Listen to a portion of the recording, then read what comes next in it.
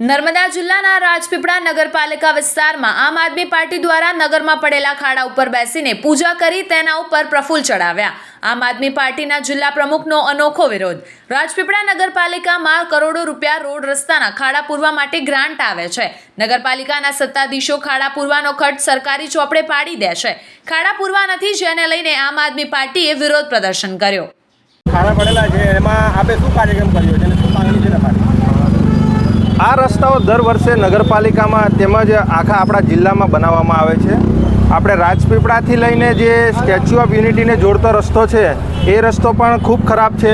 રાજપીપળાથી ડેડિયાપાડા જવું હોય, રાજપીપળાથી ડભોઈ જવું હોય કે રાજપીપળાથી અંકલેશ્વર જવું હોય, આજે જે રસ્તા અને જે વિકાસ કરવાનો છે તે આ નેતાઓ કરતા નથી। આજે ગઈકાલે દેશના વડાપ્રધાન શ્રી નરેન્દ્રભાઈ મોદી સાહેબ આવ્યા તો ભર વરસાદમાં રસ્તા બનાવી રહ્યા હતા। એ સમગ્ર ગુજરાતની પ્રજાએ જોયું છે। તો અમારે કહેવું છે કે જે આ એવા તો કયા કોન્ટ્રાક્ટરો દ્વારા આવા રસ્તા બનાવવામાં આવે છે કે દર વર્ષે આ રસ્તાઓ તૂટી જાય છે, બરાબર। અને સાથે સાથે આ તમે અમારી આજુબાજુમાં જોશો, અમે અહીંયા ગાડી ફૂલહાર કર્યું છે।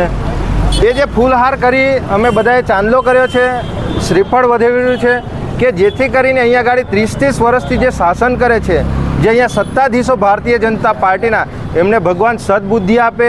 પ્રજા જે કરોડો રૂપિયાનો જે ટેક્સ ચૂકવે છે એ ટેક્સમાં જે ખુલ્લેઆમ જે ભ્રષ્ટાચાર છે એ ભ્રષ્ટાચાર ના થાય અને એના બદલે સારા રોડ રસ્તા મળે, સારી પાણીની સુવિધાઓ મળે, ગટર લાઈનો મળે, અને આરોગ્યમાં સારી સુવિધાઓ મળે।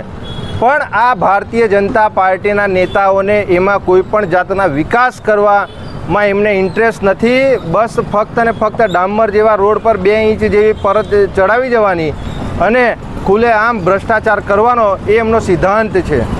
એટલે આજે તો અમે અહીંયા ગાડી જે આ ખાડા પડ્યા છે, આગળ ગણપતિનો તહેવાર આવે છે તો અહીંથી ઘણી બધી મૂર્તિઓ અહીંથી વિસર્જન થશે।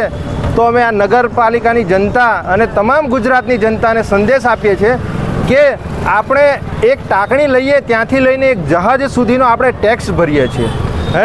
તો આપણે ટેક્સ ભરીએ છીએ તો આ ભારતીય જનતા પાર્ટીના નેતા કરોડો રૂપિયાનો ભ્રષ્ટાચાર કરે છે। અમે જેવી રીતે અવાજ ઉઠાવીએ છીએ એવી રીતે તમામ જિલ્લાને અને તમામ ગુજરાતની પ્રજાને અમે કહેવા માંગીએ છીએ કે તમે પણ તમારા વિસ્તારમાં જે આ ખુલ્લેઆમ ભ્રષ્ટાચાર ભારતીય જનતા પાર્ટીના જે નેતાઓ કરી રહ્યા છે એ બાબતે તમે પણ અવાજ ઉઠાવો।